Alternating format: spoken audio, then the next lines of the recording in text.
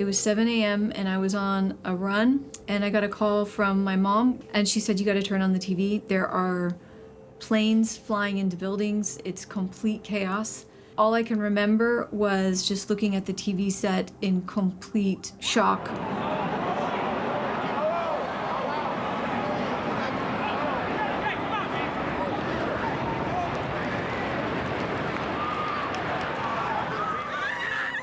We couldn't figure out in the beginning what was happening, whether or not it was an actual terrorist attack, whether it was an accident. But as more planes were flying into buildings and crashing into the Pentagon, it became clear that the US was under attack.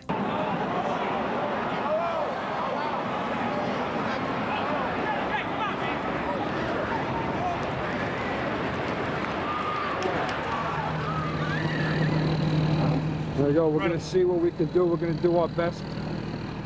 This is only a few weeks after both of us retired after 20 years of service. But still in our hearts, we're firefighters. Nothing like this had ever happened on American soil. And the scale was absolutely unprecedented.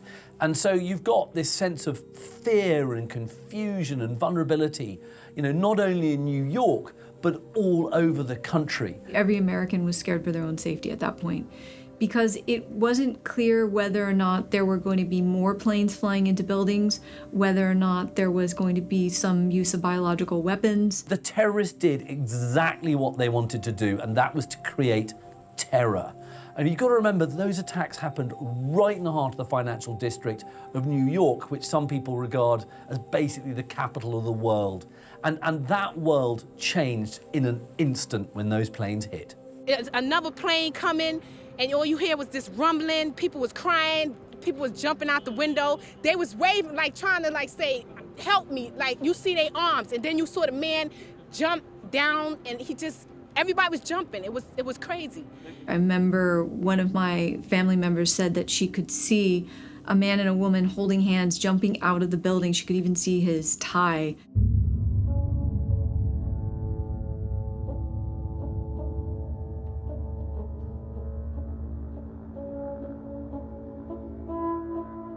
It's terrible, unbelievable. I didn't think something like this could happen, especially in New York. I'm sorry for all the people that lost their lives there today. It's very sad. It makes you wonder what our intelligence community is doing, to have something like this happen. How can this happen? What do you think it'll do for the psyche of New Yorkers and the psyche of America too? I think it's more important the psyche of America than the psyche of New York, because this is world-reaching. It's not just this city. It's around the world. I don't think anything will ever be the same again.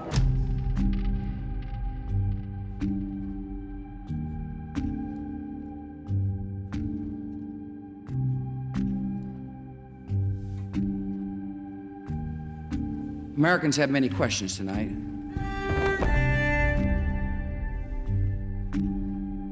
Americans are asking, who attacked our country? An atrocity which America insists tonight will soon be avenged. The evidence we have gathered all points to a collection of loosely affiliated terrorist organizations known as Al-Qaeda. Bush agreed that the US needed to invade Afghanistan, that there was no doubt about this. But what was also put on the table was to invade Iraq. So this is what the neocons do. They look at 9/11 and they go, great, we can use this as an opportunity to get what we want done. The United States of America will not permit the world's most dangerous regimes to threaten us with the world's most destructive weapons. It turns out we were all wrong, probably in my judgment, and that is most disturbing. Why were you manipulating intelligence? Why were you exaggerating the threat? Is this part of a broader strategy to reshape the Middle East? Did you lie about WMDs to get your way? And I think they adopted a lot of information that was at the time viewed as very weak, and they viewed it as fact. The terrorists know that the outcome in the war on terror will depend on the outcome in Iraq. And so to protect our citizens, the free world must succeed in Iraq. The public are going to trust what their governments tell them, And the governments have also got to create this atmosphere of suspicion around Saddam. You would have to be, let's face facts, pretty confident to have said in the build-up to the Iraq War, Saddam definitely does not have WMDs. The jury was still out, but the problem is that the US and the British were saying he's definitely got them. There were no weapons of mass destruction, that these were all lies, that these were all mistruths that were peddled by the neocons in the Bush administration.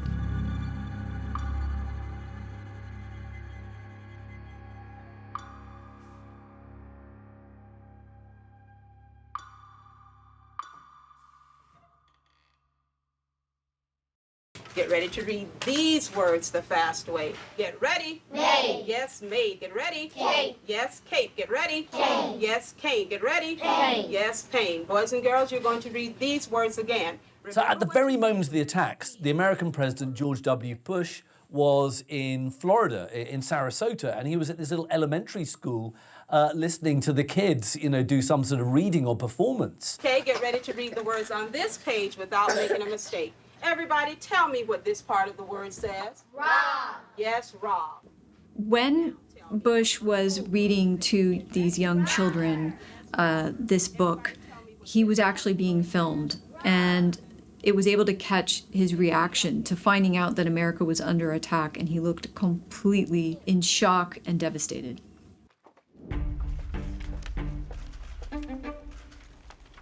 Count of three, everyone should be. And Bush's kind of response is it's almost a bit surreal, it's a bit strange. He just sits there very calmly, just listening to the kids, and then he's told about the second hit on the second tower. Talk about it later. Please ensure all cell phones and pagers are off at this time. Thank you.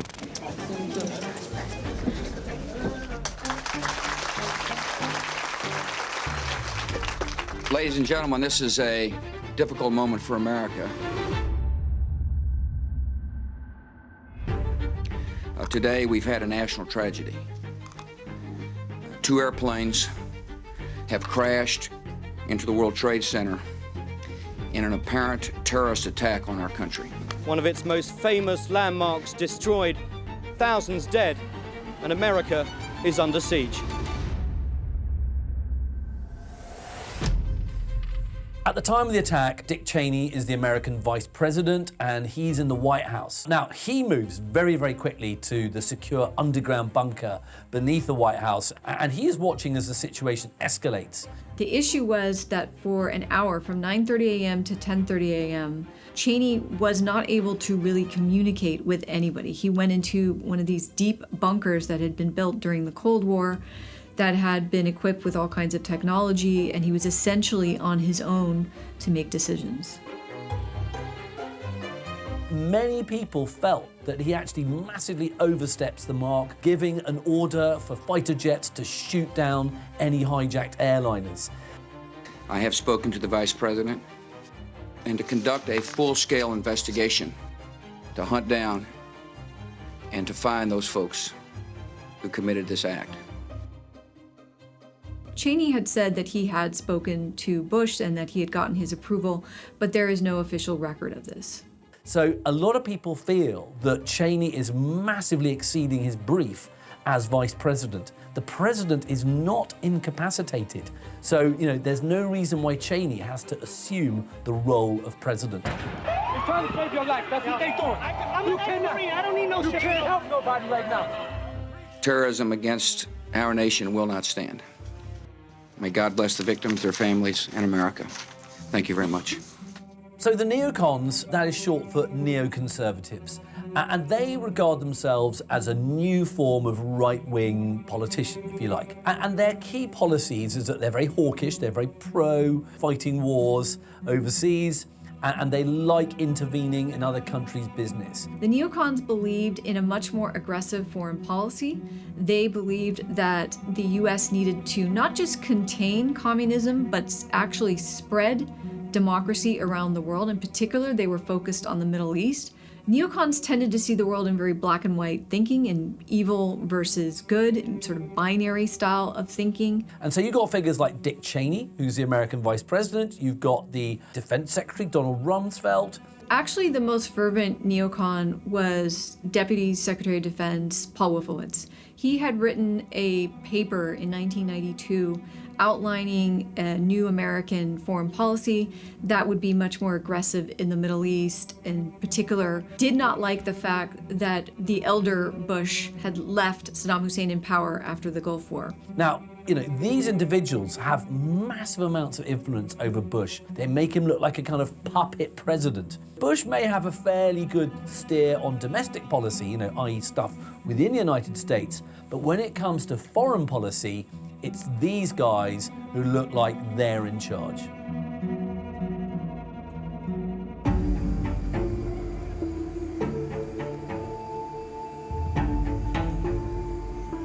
Make no mistake, the United States will hunt down and punish those responsible for these cowardly acts.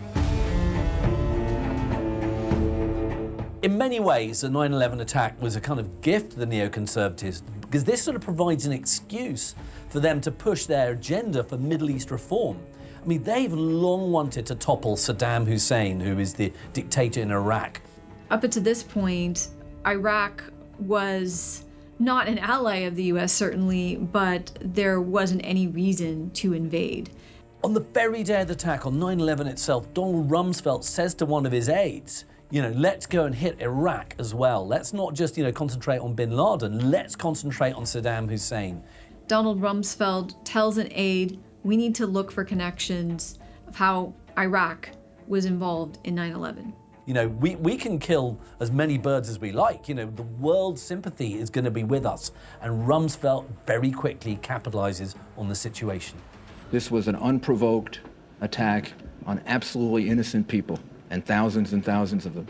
There's no justification for it. It's a product of insanity. It's the insanity of terrorism. And we have to do something about it. We have to do something about it as a nation, and we have to do something about it as a city in the way we react to it. Do you feel you're sending a message to the terrorists? We are sending a message to the terrorists. The message is a simple one. You're not going to stop us. We promoted 186 people from the fire department yesterday. Today the stock exchange opens. Before you know it, while we're still in sorrow, you're going to see the buildings start rising again. Picture, confiscate the camera. There was insurance documentation. There was documentation of accounts with millions of dollars, highly confidential documents. It looks as if you wouldn't think anything like this could have happened unless there was an intent. Oh, fantastic. You can get a few more.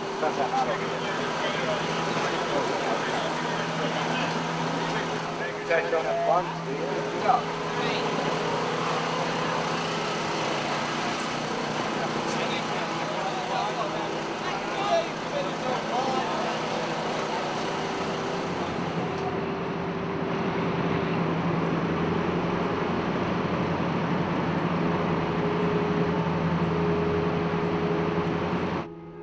I want you all to know that America today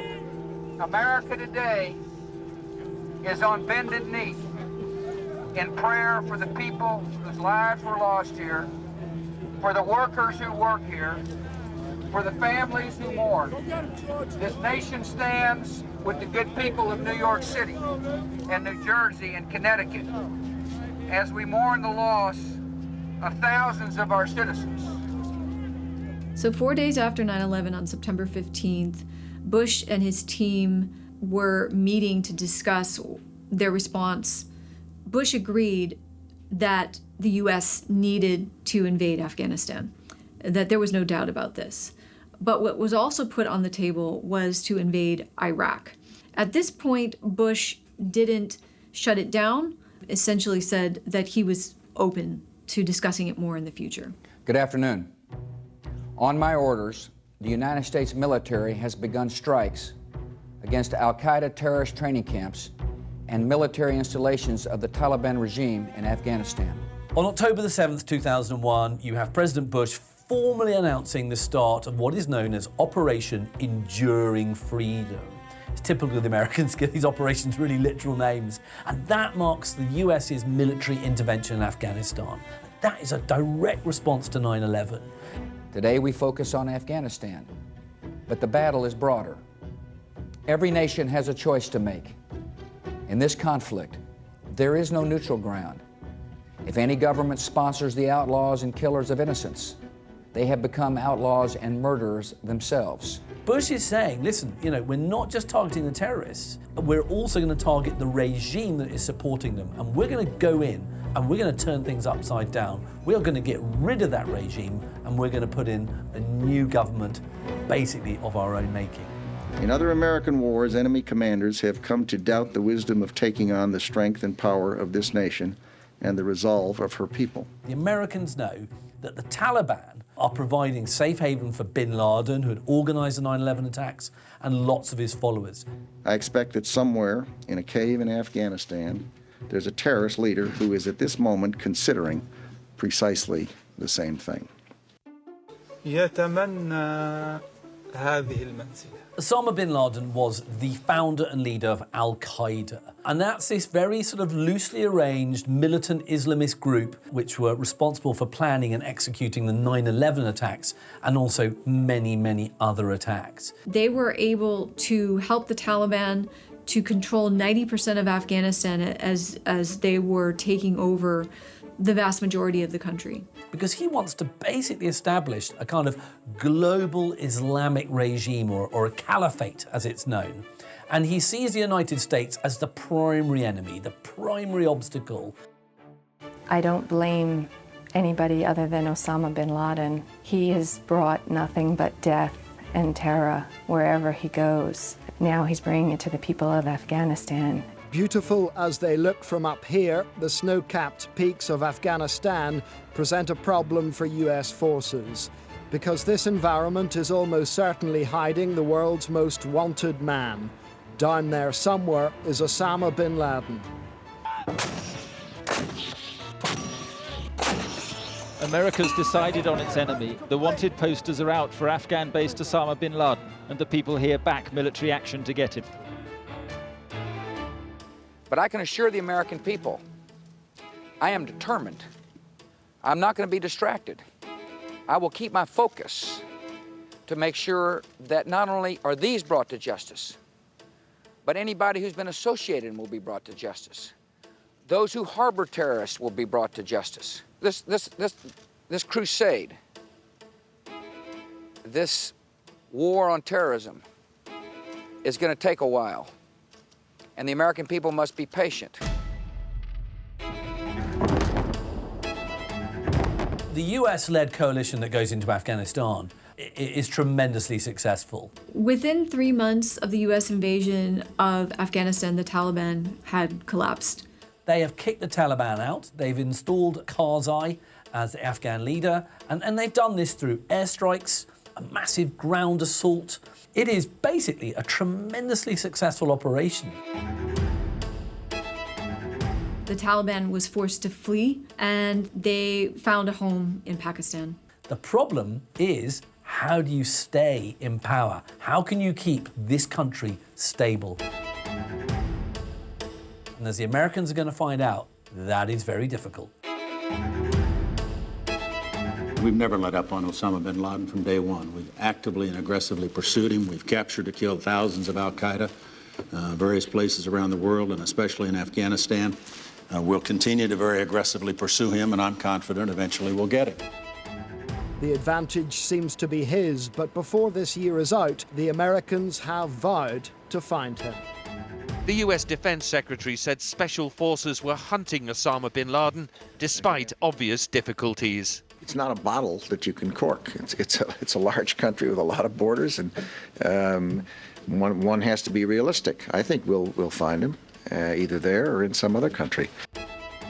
But you don't know where he is, and you can't find him. We have not found him, but we can find him, and we will. And he and those who he leads will be held accountable for what happened last Tuesday.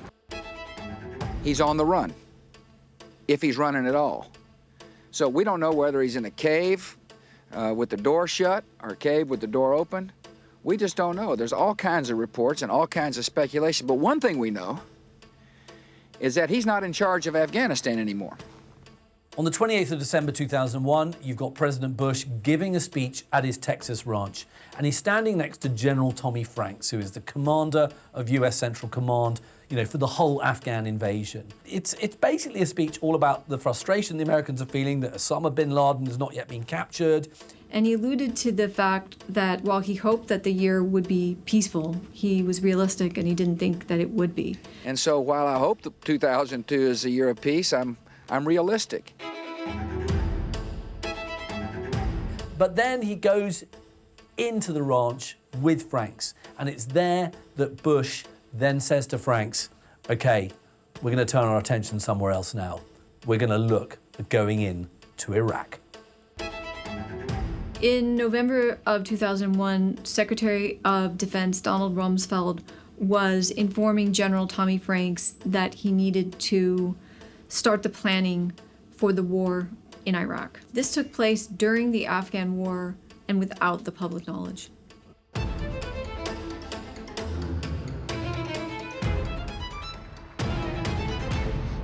I think those who would anticipate that it's sort of in quickly and out quickly in Afghanistan would not be pleased.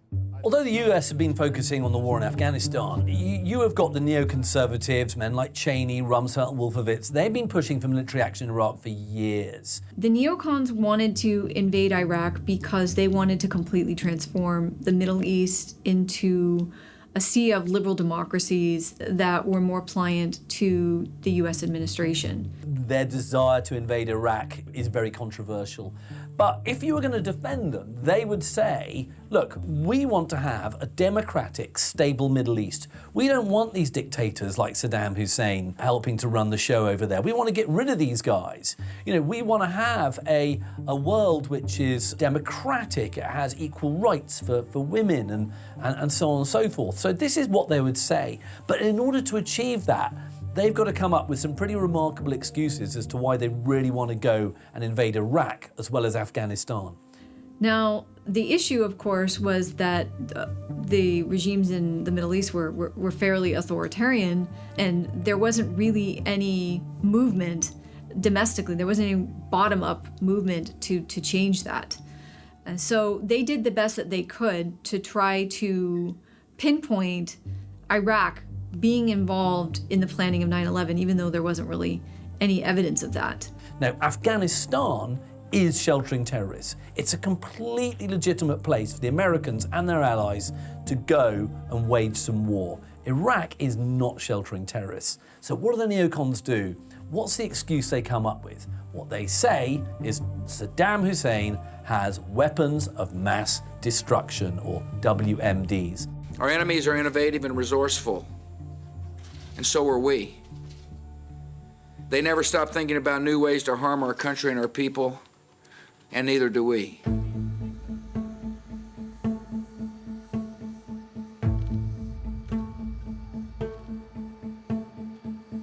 So in January of 2002, Bush gave a State of the Union address that is often known as his Axis of Evil speech.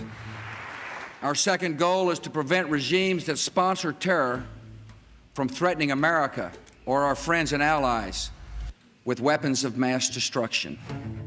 And it's during that speech where he introduces this whole concept of the axis of evil. Now, those are three countries: Iraq, Iran, and North Korea. And the whole purpose of the speech is to highlight the perceived global threat by those nations. The Iraqi regime has plotted to develop anthrax and nerve gas and nuclear weapons for over a decade. It was in this speech that he starts using the words weapons of mass destruction and starts to warn the American public that Iraq is pursuing WMDs and that Iraq poses an enormous threat to US security. They're destabilizing the world, and they've got to be dealt with. And so that speech is setting the stage for an invasion of Iraq. The United States of America will not permit the world's most dangerous regimes to threaten us with the world's most destructive weapons. We have now no choice. So we will act, and our determination in acting is total. We will not let up or rest until our objectives are met in full. At the time, the British government is led by Prime Minister Tony Blair, and he is a real key ally of George Bush's. And he is fully supportive of Bush's stance on Iraq, even though there was very widespread public opposition in the UK. So Prime Minister Tony Blair of the UK was really in lockstep with the Bush administration about invading Iraq. He never really wavered in his support, while other European allies were far more critical and wanted more information, wanted more proof, and were really hesitant to support any kind of invasion of Iraq. What this latest terrorist outrage shows us is that this is a war. Its main battleground is Iraq.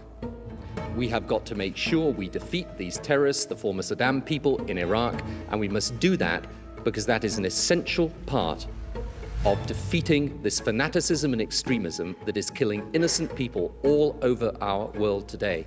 So what the government in the UK is trying to do is to say, look, Saddam is a direct threat to British lives. And this is, a way of trying to justify an invasion and trying to justify why the British support Bush. Here's why Iraq is important in this. Because in the end, their case, which is based on dividing people, the Arab world and the Western world, the Muslim world and the Christian world and other religions, their case is that we are in Iraq to suppress Muslims, steal their oil, to spoil the country. Now, we know, you know, that all those things are lies. So there was a memo that was leaked by the British that showed that the US was actually planning to invade Iraq well before, and that they were using and cherry-picking facts in ways that could justify an invasion. The joint press conference showed their shared mission to eradicate evil. But if President Bush has the power in this relationship, Mr. Blair showed himself to be its most powerful advocate. It will not be a war against Iraq. It will be a war to liberate Iraq. What we see now is this kind of process of fear-mongering the public to make them support the idea of a war against Iraq. The choice is not ours, it is Saddam Hussein's. If he will not disarm voluntarily, we will do it for him by force, and his regime will join the Taliban in the dustbin of history. So the Bush administration engaged in a great deal of fear-mongering to shape the view of the American public that Iraq was acquiring weapons of mass destruction. This started with Vice President Dick Cheney going on television in August of 2002 and basically lying to the American public that Saddam Hussein had acquired weapons of mass destruction. Simply stated, there is no doubt that Saddam Hussein now has weapons of mass destruction. There is no doubt that he is amassing them to use them against our friends, against our allies, and against us. Even Condoleezza Rice and others in the Bush administration, using imagery of mushroom clouds to say that, there could be a nuclear attack, and everyone knows what a mushroom cloud signifies. And then in February of 2003, Secretary of State Colin Powell famously spoke in front of the United Nations. I remember him actually bringing these cylinders that supposedly were evidence that Iraq had a nuclear program, that this was ample evidence that they posed a huge threat. Indeed, the facts and Iraq's behavior show that Saddam Hussein and his regime are concealing their efforts to produce more weapons of mass destruction. The world's got to kind of believe the Secretary of State. Why wouldn't you believe him? He's a kind of decorated general, very authoritative figure. And unless we act, we are confronting an even more frightening future. Saddam Hussein is a homicidal dictator who is addicted to weapons of mass destruction. You would hear the words weapons of mass destruction, or WMDs, repeatedly used in the media. The words weapons of mass destruction was a key phrase to trigger Americans to be more worried about Iraq than they might normally be. The government was going on and on and on about them, saying this is the primary justification for invading Iraq. You know, Saddam has got these WMDs. They could threaten the US. They could threaten its allies. We cannot wait for the final proof, the smoking gun that could come in the form of a mushroom cloud. The world is going to be a lot safer if we get rid of Saddam, because in doing so, we'll also get rid of the threat posed by his supposed WMDs. It is clear, however, that if left unchecked, Saddam Hussein will continue to increase his capacity to wage biological and chemical warfare and will keep trying to develop nuclear weapons. You've got this constant harping on that post 9/11, the world's completely changed, it's much more dangerous, and in order to protect US lives, what we've got to do is go into the Middle East, go in hard, take down these regimes, and install new, democratic, cozy allies. As dawn broke over the Arabian Sea, the carrier Abraham Lincoln was being replenished. Helicopters winching aboard supplies of bombs and ammunition, food and fuel, for a conflict many on board believe is coming. Which is why, below deck, President Bush's speech was being followed intently by sailors too young to have yet experienced war. The terrorists know that the outcome in the war on terror will depend on the outcome in Iraq. And so to protect our citizens, the free world must succeed in Iraq.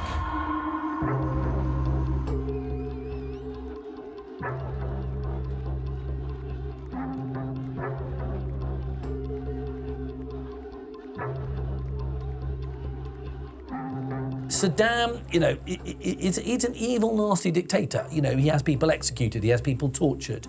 Those that worked with Saddam said that he's either going to make you a millionaire or he's going to kill you.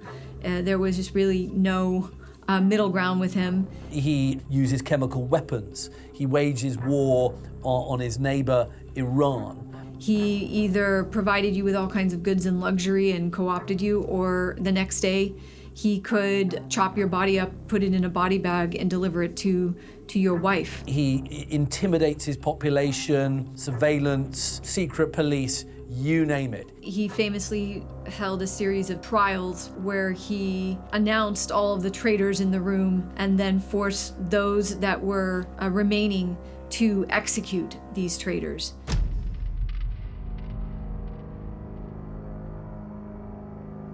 He is a classic dictator. And he tended to want to surround himself with those without expertise, without bravery, without experience, rather than surround himself with people who he viewed could threaten his own political survival. But he's also thinking, I don't just want to be kind of head of Iraq, I want to be leader of the whole Arab world. I mean, he is nothing if not completely ambitious. And so this is why he starts the Iran-Iraq war. It goes on for 8 years and ultimately results in stalemate with hundreds of thousands of deaths on both sides.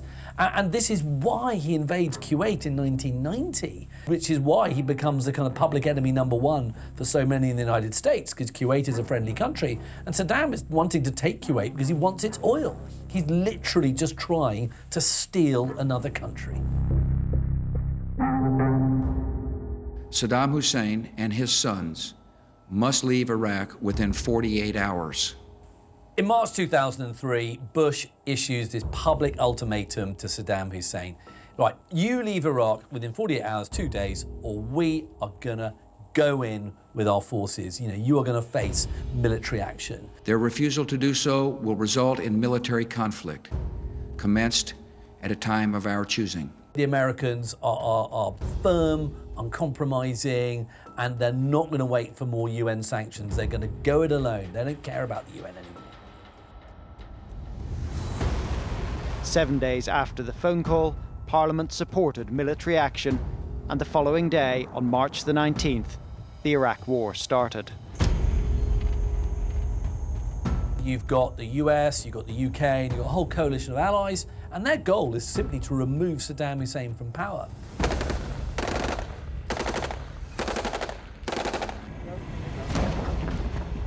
got this intense aerial bombardment of key targets, and that is known as shock and awe. And actually, you know, it really is shock and awe. They are absolutely decimating all these military targets, all these governmental targets in Baghdad and elsewhere. So the Iraq War was a disaster for Saddam Hussein. He had completely neglected his army because he had coup-proofed the regime and created these parallel militaries. These parallel militaries, in turn, were smuggling their weapons and sending them off to Saudi Arabia. I mean, you know, the Iraqis don't put up any defense, and frankly, why would they really bother when you've got the mightiest nations in the world turning up on your doorstep and just kicking your door down? There's nothing you can really do about it. Hussein would surround himself by really those who were just completely incompetent, who were sycophantic, who were often using in their communication about how the military was performing sort of this flowery language that you know, they were performing so well with the spirit of a warrior. And for Saddam, that was what mattered more than actual genuine military strategy. Then the ground invasion starts, and basically Baghdad falls within 3 weeks. Together, coalition forces are advancing day by day in steady progress against the enemy. Slowly but surely, the grip of terror around the throats of the Iraqi people is being loosened, and Saddam Hussein will be removed no matter how long it takes. The U.S. military was able to quickly overwhelm the demoralized Iraqi forces. At the same time, Saddam Hussein's spokesman, Tariq Aziz, was claiming that the battle was going well, that Iraqis were doing better than ever. But by April of 2003, Saddam Hussein's statue was toppled. Into the very heart of Baghdad, US tanks and troops finally arrive, spelling the end for the Iraqi regime. The Stars and Stripes have come to town. Saddam Hussein's reign of terror is over. So nearly 3 weeks after this war began, US forces are now coming into the center of Baghdad. This is what regime change looks like. What's it like being in the middle of Baghdad? It's kind of crazy. Pretty good warm welcome from everybody, kind of. Good luck. Stay safe. Thank you. You too. The president's rule is no more. Years of repression and brutality have been brought to a close. Will you bring this statue down? Look at it. At first, they tried to knock it down using a sledgehammer. The Americans brought in a tank recovery vehicle to finish the job. Then the moment of history, the moment Saddam's regime could finally be said to be at an end.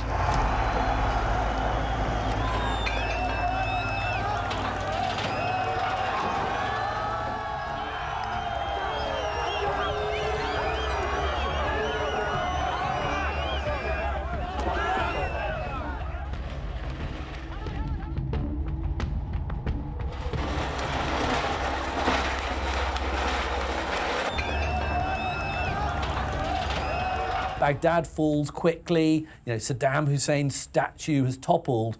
This is the beginning of years and years of chaos.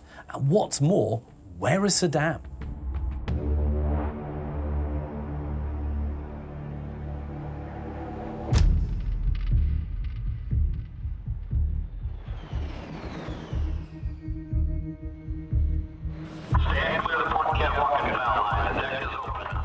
It's on May the 1st, 2003 that you have President Bush delivering his now notorious mission accomplished speech.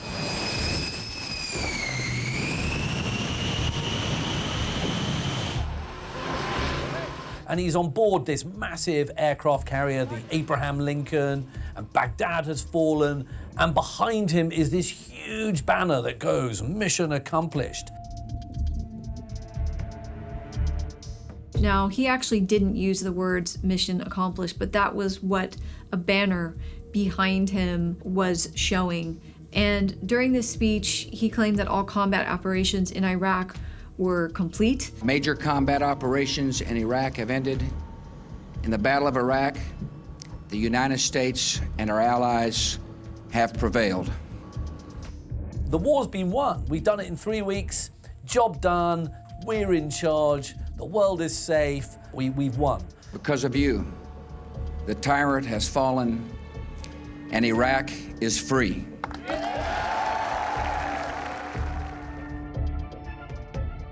But of course, you know, this is massively arrogant or hubristic. You know, that banner, it becomes this kind of symbol of irony and miscommunication. Because he wanted a big photo op. He was wearing a military bomber jacket and he was on an aircraft carrier, and he wanted to use this as a sign that his administration had been incredibly successful in its conflict with Iraq. While these are powerful images for his re-election campaign next year, Mr. Bush knows that declaring victory would be somewhat premature. After all, Saddam Hussein still has not been captured, and the weapons of mass destruction still have not been found. Mission accomplished speech was one of his regrets. Because the mission has not been accomplished. In fact, it's barely even been started. It was ironic. The war in Iraq was nowhere near over. In fact, there would be years and years and billions of money spent, and many troops would die in the aftermath. We have got years of bloodshed ahead of us.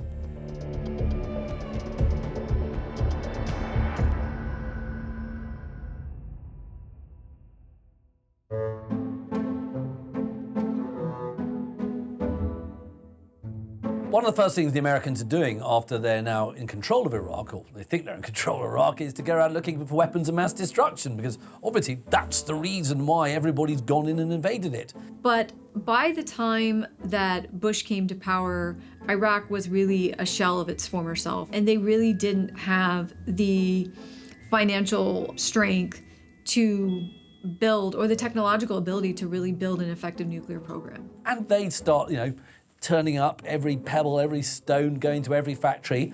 And what do they find? Nothing. There are no weapons of mass destruction in Iraq. This is a huge, major embarrassment for the US and our allies. Defense Secretary Donald Rumsfeld is about to come before the Commission and is certain to be questioned about the Bush administration's alleged fixation with attacking a country with no al-Qaeda connection, Iraq.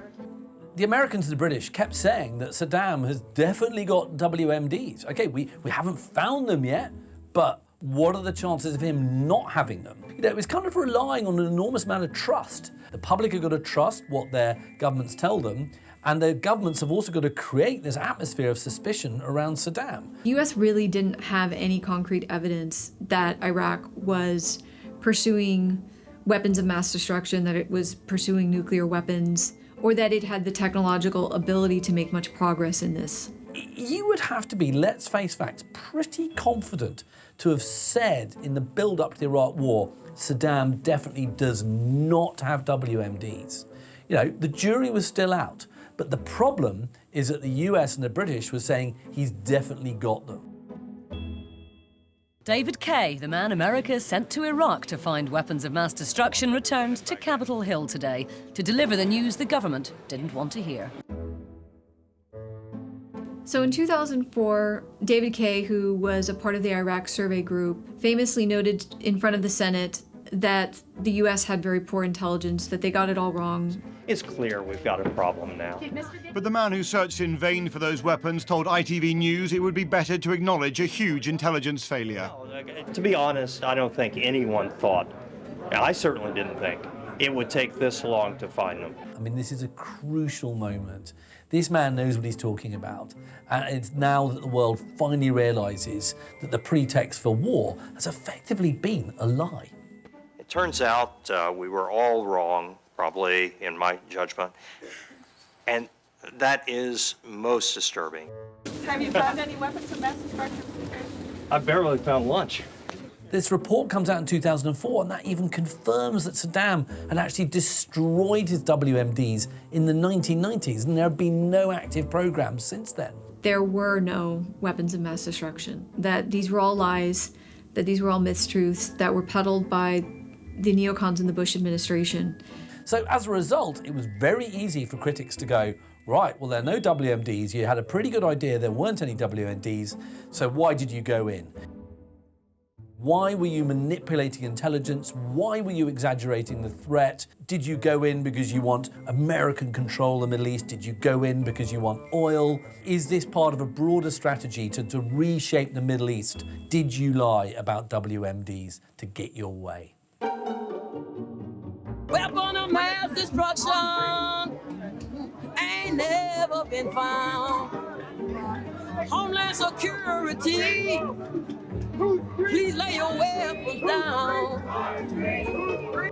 By 2007, public support for the war in Iraq had really dwindled. In fact, a vast majority of Americans wanted US troops to come home, and some 60% were in agreement that the war in Iraq was a huge failure. This is George Bush and the Queen, as you will not see them in London this week, riding in an open carriage, surrounded and protected by anti-war demonstrators. This was the closest George Bush and his entourage have come so far to the protesters who object to his state visit to Britain.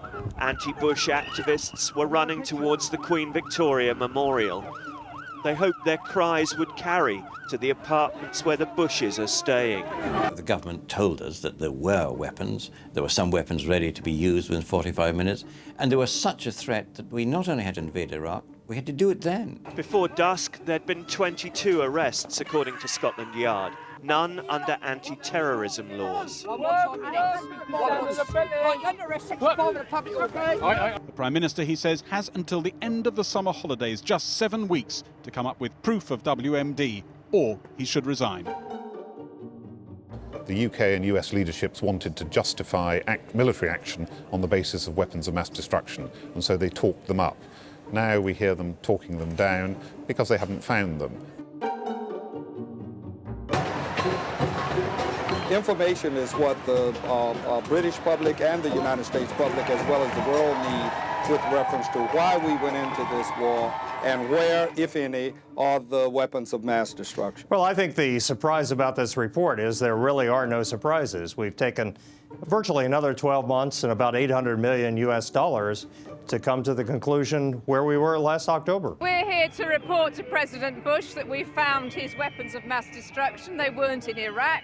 They're located in Britain and in the United States. Saddam, in his delusional state, had every intent of recreating weapons of mass destruction, but the physical and social infrastructure of Iraq had so decayed and into a vortex of corruption and utter incapability of reproducing large amounts of weapons of mass destruction. So no, there was no imminent threat. The anti-war movement has taken to the streets. These neocons, like the American Enterprise Institute, believe in freedom. The freedom to lie, the freedom to cheat, the freedom to exploit a false democracy of which our country has fallen victim.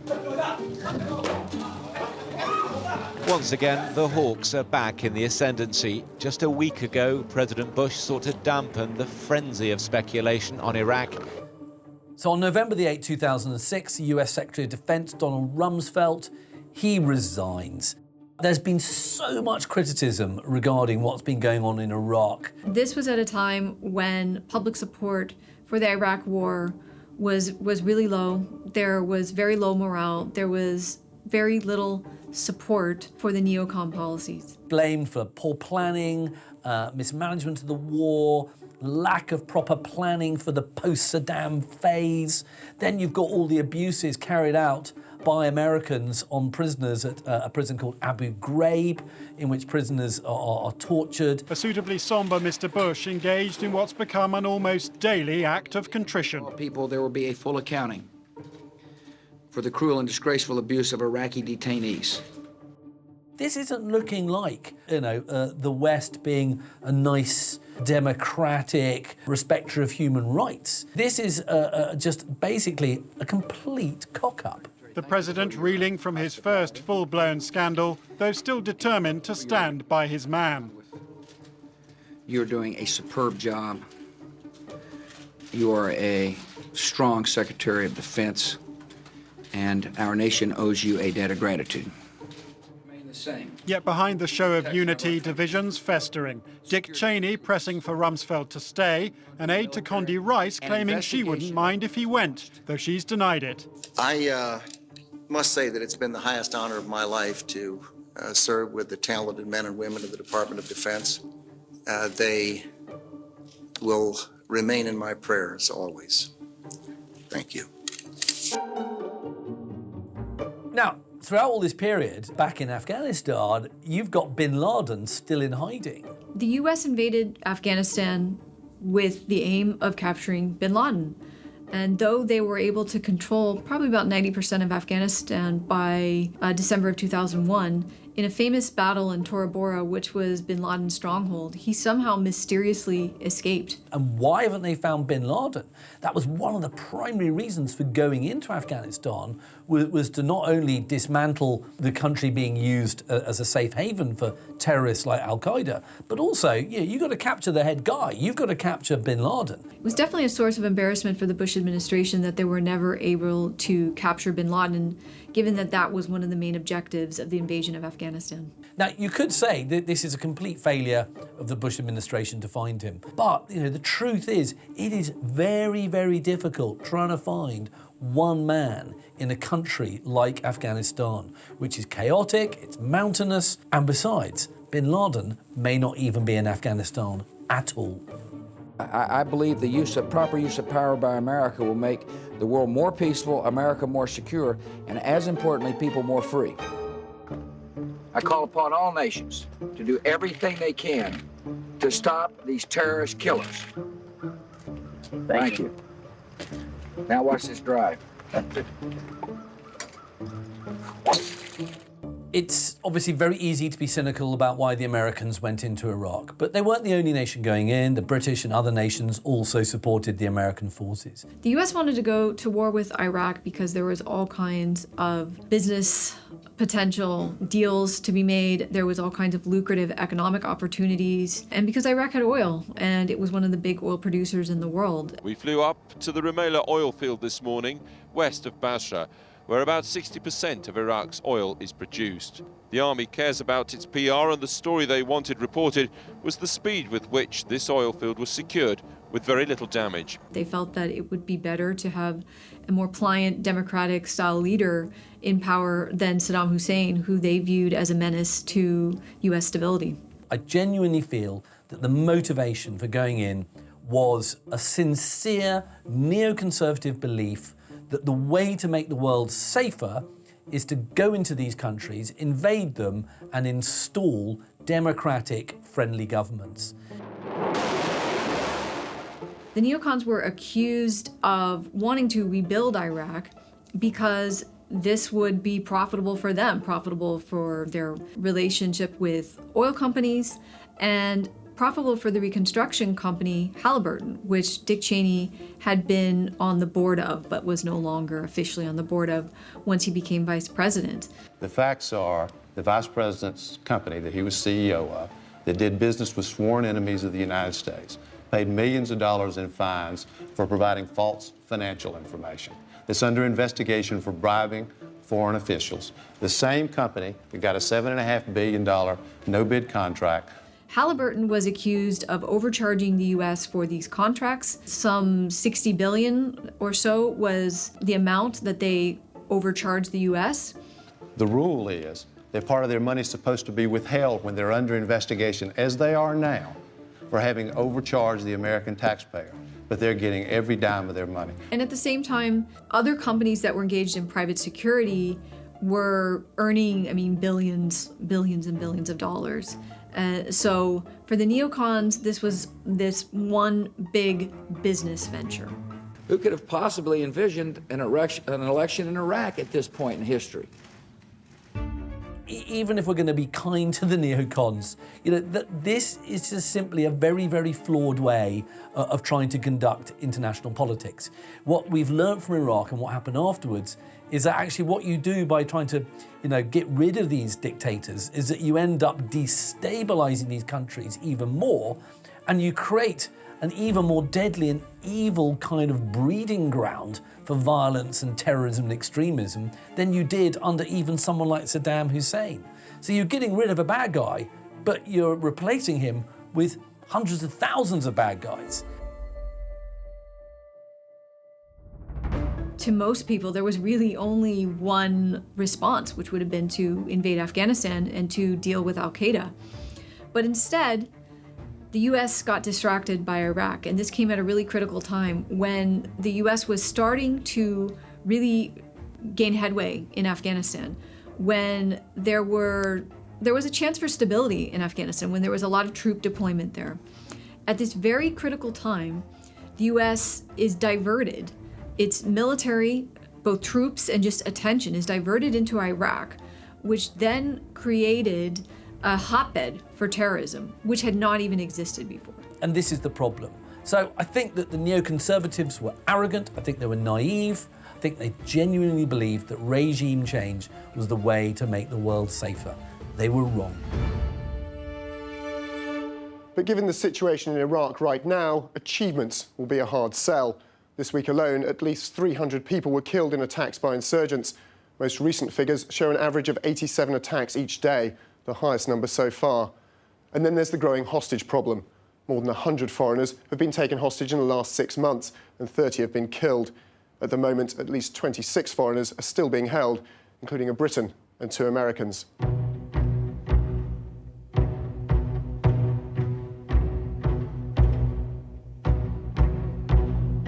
So there was a huge cost of the war on terror. I mean, financially, it cost $8 trillion. That is a big number. And that's including all those military operations, reconstruction and aid, and also care for veterans afterwards. But it also led to some 4.5 million deaths indirectly. If you look at all the conflicts that took place, 900,000 people died in the direct conflicts in Afghanistan and in Iraq. 38 million people were displaced. You've got huge displacement of millions of people. I mean, something like 4 million Iraqis are displaced in that war alone. And so this sparks this kind of global refugee crisis. And because of poor policies concerning nation building in these countries in which the Americans and their allies went into, what you are fomenting is instability, and an instability which can be exploited by terrorists. The war on terror was aiming to eliminate terrorism, but what it really did was helped generate more terrorist groups than ever before in the Middle East. An immoral war was thus waged, and the world is a great deal less safe place than before. The invasion of Iraq instigated the formation of al-Qaeda in Iraq, which was the most brutal of the al-Qaeda franchise. And from that would emerge the Islamic State. And so as a result, you get organizations like ISIS starting to come to prominence in places like Iraq. Which would then be wreaking havoc in not just Iraq, but also in Syria, and would prolong the Syrian civil war. Because they have got a chaotic system which they can feed off.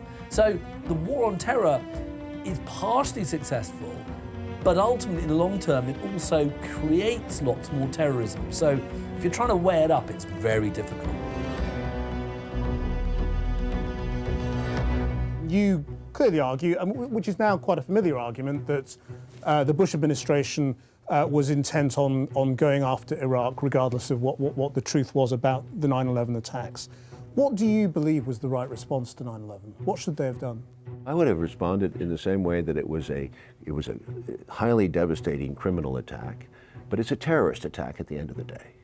We have a very good means. We have good intelligence. There was no need to build up and militarize this planet in response to 9/11 and call it a huge, as Bush did, what was the words he used, a tremendous battle, monumental struggle between good and evil. Well, I mean, come on.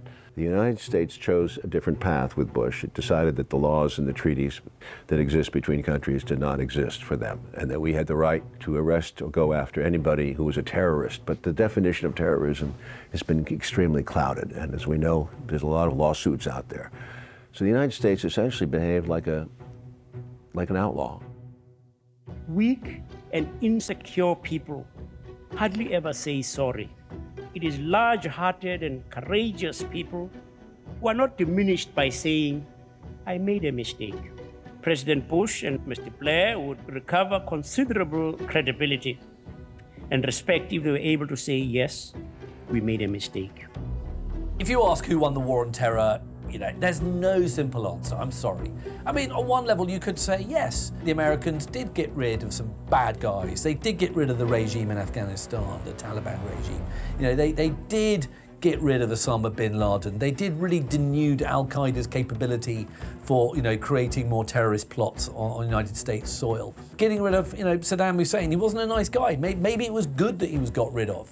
But when you start looking at those, beyond those immediate kind of wins, you look at Afghanistan now, it's now ruled by the Taliban. Hold on, I thought we got rid of those guys.